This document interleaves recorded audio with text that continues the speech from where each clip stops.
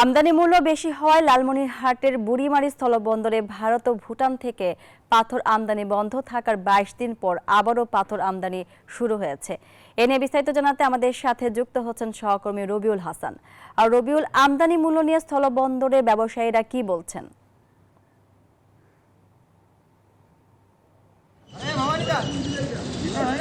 ধন্যবাদ মনি। আপনি যেমনটি বলছিলেন যে আমদানি এই বুড়িমারি স্থলবন্দরের কিন্তু বোল্ডার পাথর আমদানির প্রায় ২২ দিন পর কিন্তু চালু হয়েছে। এটা কিন্তু গত ১ ফেব্রুয়ারি থেকে কিন্তু এই বন্ধ ছিল এবং এই বন্দরে কিন্তু গত রোববার থেকে কিন্তু মালামাল চালু হয়েছে এবং ভারত থেকে শুধু মাত্র বোল্ডার পাথর এই বুড়িমারি স্থলবন্দরে এসেছে। এতে কিন্তু রাজস্ব বিভাগ প্রায় কয়েক কোটি টাকা রাজস্ব হারিয়েছে এবং এখানে যে প্রায় এই বুড়িমারি স্থলবন্দরে প্রায় ১০,০০০ শ্রমিক কিন্তু বেকার হয়ে পড়েছিল। এবং আপনি জানেন যে ভারত একতরফাভাবে কিন্তু পাথরের মূল্য বৃদ্ধির কারণে কিন্তু বাংলাদেশি ব্যবসায়ীরা লোকসানের মুখে পড়ার কারণে কিন্তু বোল্ডার পাথর আমদানি বন্ধ রেখেছে এবং গত রোববার কিন্তু তা চালু হয়েছে এবং বাংলাদেশ ভারতের মধ্যে যে ব্যবসায়ীরা রয়েছে এবং তাদের মধ্যে আলোচনার মাধ্যমে কিন্তু তারা এই পণ্য এখন বর্তমান চলছে।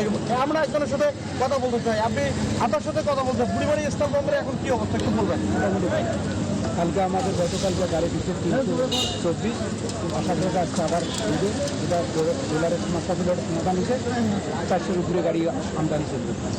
ধন্যবাদ আপনাকে। আপনি জানছিলেন যে আমাদের এখানে বুড়িমারি স্থলবন্দরের সিএনএফ অ্যাসোসিয়েশনের সভাপতি ফারুক হোসেন বলেছেন যে ভারত একতরফাভাবে পাথরের মূল্য বৃদ্ধির কারণে কিন্তু আমাদের এই প্রায় ২২ দিন ধরে বন্ধ রাখা হয়েছে এবং পরে দুই পক্ষে আলোচনার মাধ্যমে কিন্তু আবারও বুড়িমারি স্থলবন্দরে বোল্ডার পাথর আমদানি শুরু হয়েছে।